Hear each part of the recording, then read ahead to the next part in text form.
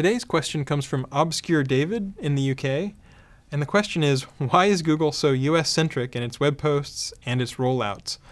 I'm absolutely sympathetic to this. The fact is, I think Google has one of the most internationalized websites in the world. We're available in something like 100 different languages.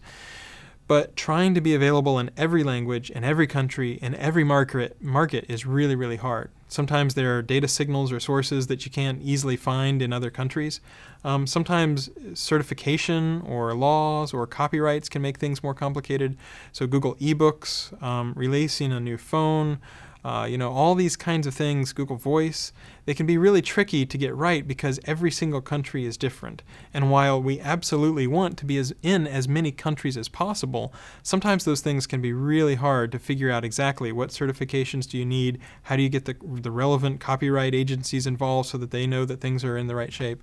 So, when it's just building web pages or building simple products, we're relatively good about that. But I would certainly agree that we can pay a lot more attention to, even trying not to be US-centric in our web posts. Whenever we were looking at feedback, we were finding that we were getting feedback a lot more about English than other languages, and so we're trying to look a little deeper to find feedback to improve our search quality in other languages as well. So we do put a lot of work into trying to be international. Over half of our traffic comes from outside the United States, well over half, in fact.